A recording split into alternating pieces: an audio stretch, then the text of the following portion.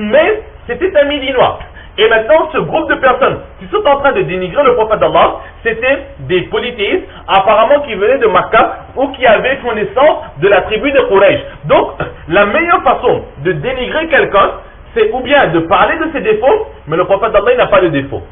Il est pur, Allah, c'est un être parfait. Donc, on ne peut voir de défauts sur le prophète sallallahu alayhi wa sallam. Donc, ils vont essayer d'humilier, de dénigrer le prophète sallallahu alayhi wa sallam par le second point que l'être humain tient à cœur, c'est son appartenance, sa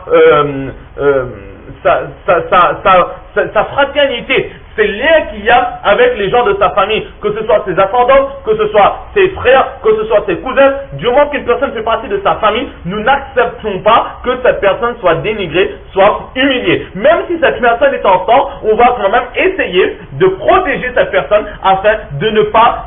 parce qu'on va comprendre que si cette personne est humiliée, alors cette humiliation va se répercuter aussi sur nous. D'une façon ou d'une autre, le désarroi, l'humiliation d'une personne qui nous est proche, c'est d'une certaine façon notre humiliation aussi. Alors là, ce que ces personnes ils ont fait, c'est qu'ils ont commencé à dénigrer le prophète sallallahu alayhi wa sallam de par ses parentés. Hassan ibn Sabit radiallahu ta'ala, il voulait défendre le prophète sallallahu alayhi wa sallam, mais il ne connaissait pas exactement la lignée du saint prophète sallallahu alayhi wa sallam, ses appartenances et l'histoire, parce que ce n'était pas quelqu'un de Makkah Mukarramat. Et là il va dire en ce sens que, au prophète d'Allah, moi, de mes paroles s'étendent de Sana'a à Basra. Mais le problème, c'est que je ne connais pas pertinemment cette tribu des Quraysh. Et ce qu'il ne fallait pas faire justement, c'est répondre à ces personnes qui ont insulté le prophète sallallahu alayhi wa sallam. Mais dans ces réponses-là, il fallait faire en sorte qu'aucune personne appartenant à la proximité, à la famille proche du saint prophète sallallahu alayhi wa sallam, personne parmi eux ne devait être humilié. Sans quoi cette humiliation allait d'une façon ou d'une autre se répercuter sur le prophète sallallahu alayhi wa sallam. Donc au lieu de défendre le prophète d'Allah, Hazrat Hassan ibn Sabit radiallahu ta'ala, il aurait justement, sans le vouloir, humilié encore plus le prophète d'Allah sallallahu alayhi wa sallam. Et c'est par rapport à cela que le prophète sallallahu alayhi wa sallam, il va dire, ne t'inquiète pas, Hazrat Abu Bakr Siddiq radiallahu ta'ala, il va t'enseigner, il va te donner toute la science de cette lignée des Quraysh, et il va te décrire, si vous voulez, il va t'expliquer sur quel point est-ce que tu peux les humilier.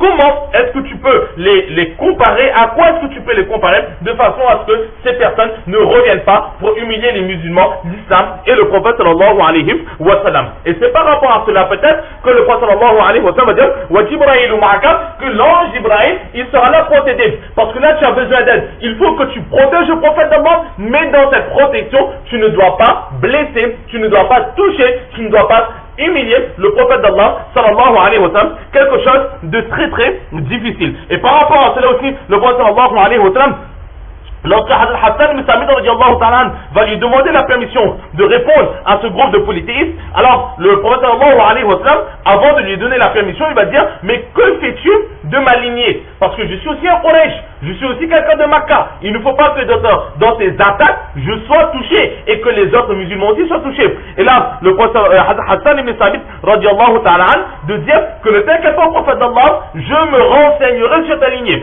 et je purifierai ta lignée exactement comme on purifie la farine des poils de cheveux.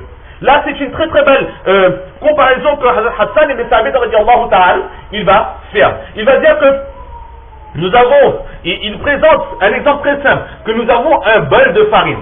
Donc apparemment tout est blanc. Mais sans le vouloir, lorsqu'on regarde cette farine, en apparence, on voit que tout est blanc. Et là, Hassan ibn Sabit radiallahu ta'ala il va dire qu'attention, lorsque je vais te défendre, alors à la première écoute, ces polythéistes, ils vont prendre ces attaques directement pour eux et ils seront humiliés, ils vont se renfermer sur eux-mêmes. Mais lorsque maintenant la cuisinière, avant de faire la cuisine, elle va tamiser un peu cette farine, et c'est là qu'elle risque de trouver toute saleté dans cette farine. Et la chose la plus dure à retirer, ce sont les poils ou les les brins de cheveux qui seraient éventuellement tombés dans cette farine, les cheveux de la cuisinière. C'est quelque chose de très simple et c'est quelque chose très souvent de très très difficile à enlever. Alors, ces polythéistes, lorsqu'ils vont reprendre leurs esprits, après avoir écouté ce que je dis, ils vont analyser mes paroles. Et en analysant mes paroles, ils vont essayer de trouver justement des erreurs. Ils vont essayer de trouver ces brins de cheveux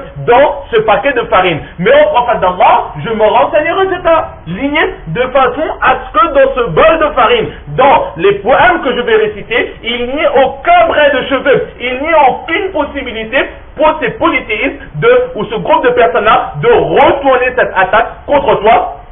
Ils auront leur réponse et toi tu seras protégé de toute atteinte de ma part. Là c'est ce que Hazrat Hassan ibn Sabit radiallahu ta'ala il a fait, et par rapport à cela il aura l'autorisation de la part du saint prophète sallallahu alayhi wa sallam de répondre à ce groupe de personnes, et là il va donner des très très belles réponses.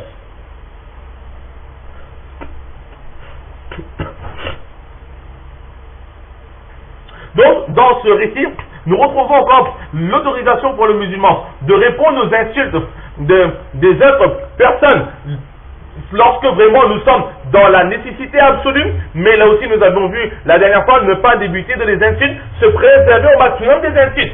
Et là nous voyons quelque chose. Nous voyons quoi? Nous avons dit le musulman, il a l'autorisation de se défendre.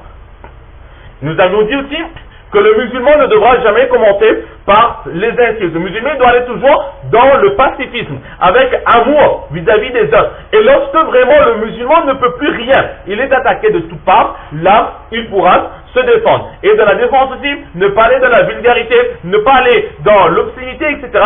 Toujours rester dans un minimum de respect.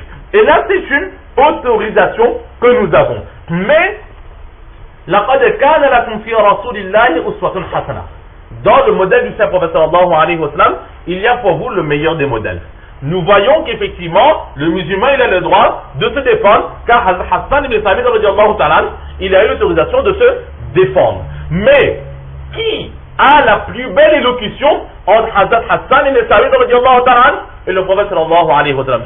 Très certainement, le prophète d'Allah, il est beaucoup plus habile, beaucoup plus à l'aise dans le langage arabe que Hazrat Hassan ibn Sabit radiallahu ta'ala. Le prophète d'Allah, il est Jami'ul Kalim. En très très peu de mots, il est capable de compléter énormément de sens.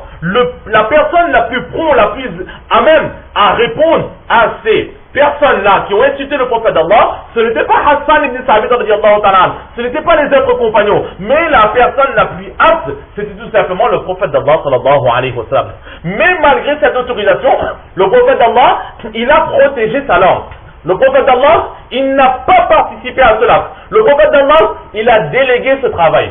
Il a délégué ce travail et lui, il s'est préservé sa langue de toutes sortes de paroles. Parce que même si dans ces paroles, il n'y aurait pas eu de vulgarité, il n'y aurait pas eu d'insultes, mais le prophète d'Allah sallallahu alayhi wa sallam, il savait pertinemment que dans ces paroles-là, il y aurait eu, ces paroles-là auraient affecté, auraient causé du tort à des créatures d'Allah subhanahu wa ta'ala, et le prophète d'Allah justement, il s'en est préservé. Il a donné l'autorisation à Hazrat Hassan ibn Sabit radiallahu ta'ala pour nous enseigner que cela n'est pas interdit, mais lui-même, il ne s'est pas lancé dans les débats pour nous montrer que la meilleure des réactions du musulman, c'est le sabre, c'est d'endurer, de faire le dos rond, de montrer le meilleur exemple. Le prophète d'Allah, il rendait le bien à la place du mal. Lorsque quelqu'un nous fait du tort, on a le droit de rendre ce tort, mais ne pas exagérer, mais rendre exactement ce que on nous a fait. Mais le modèle même du prophète d'Allah et l'exemple de l'islam, c'est quoi? C'est de pardonner, d'effacer, d'oublier ce qui nous a été fait et de continuer sa route. Et c'est là l'enseignement du saint prophète sallallahu alayhi wa sallam. Donc, voilà ce que l'on peut dire sur ce hadith pour ce qu'il en est donc de Hazrat Hassan ibn Sabit et donc des poèmes. Nous allons donc nous arrêter ici pour aujourd'hui. Allah subhanahu wa ta'ala nous donne le tawfiq de comprendre ces quelques paroles, surtout de mettre en pratique et de propager. Wa ma tawfiq illa billah. Et la prochaine fois, nous allons voir les hadiths qui suivent.